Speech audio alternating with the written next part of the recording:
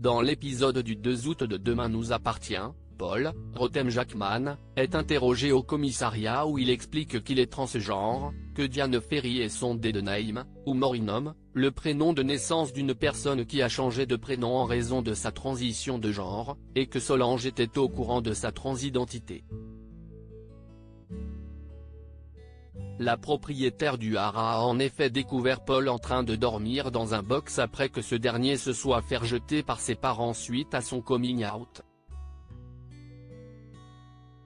Peu après, Paul est parti en Thaïlande grâce à l'argent de Renaud, Pierre Denis, pour pouvoir faire sa transition.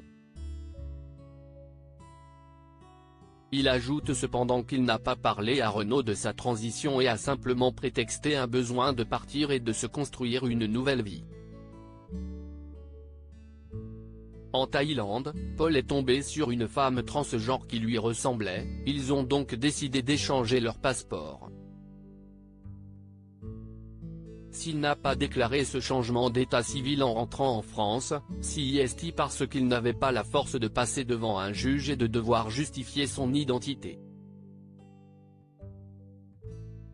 Si le commandant Constant, Franck Monsigny, comprend cela, il a plus de mal à comprendre pourquoi Paul ne leur a pas dit la vérité quand il a appris qu'il cherchait Diane Ferry.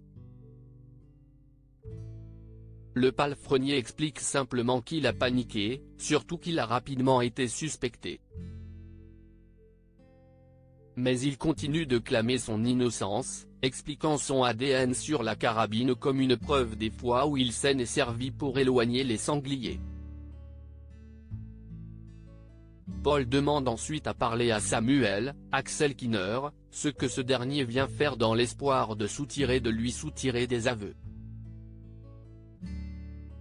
Lorsque Samuel arrive dans la cellule de Paul, il utilise immédiatement son dead name, chose à ne pas faire, avant de lui demander pourquoi il ne lui a rien dit. Paul avoue qu'il avait peur de sa réaction, d'autant plus qu'il a toujours eu des sentiments pour Samuel. Il était amoureux de lui il y a une dizaine d'années, mais ne précise pas si c'est toujours le cas. Camille et Dorian vont-ils rompre?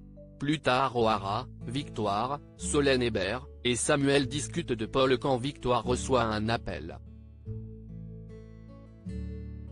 Il s'agit de Benjamin, Alexandre Varga, qui annonce à Victoire qu'Anne-Marie, Véronique Jeannot, est à l'hôpital, déboussolée après avoir entendu des voix. Malgré de nouveaux examens, rien n'explique qu'Anne-Marie ait des hallucinations auditives doublées de ce sentiment persistant qu'elle est suivie. Alors que Victoire est en train de la rassurer, Anne-Marie fait un malaise. Pendant ce temps côté jeune, le drama est également au rendez-vous.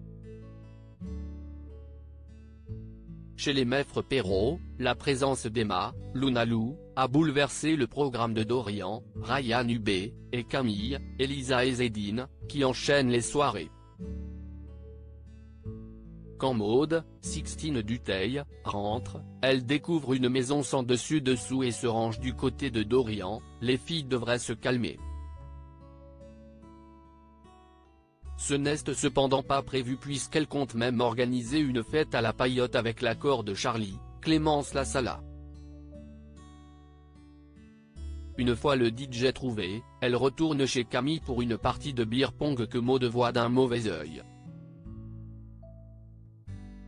Comme Maud, Dorian est blasé de voir Emma et Camille ne faire que boire et faire la fête, d'autant plus qu'il avait prévu une soirée tranquille. Quand Dorian parle à Camille, cette dernière lui rappelle qu'il n'est qu'un invité et pourrait se taire au lieu de plomber l'ambiance tout le temps. Furieux, Dorian rentre chez lui. Enfin Manon, Louvia Bachelier, suit les conseils de Charlie et décide de coucher avec Valentin même si elle a toujours des sentiments pour Nordine, Youssef Agal.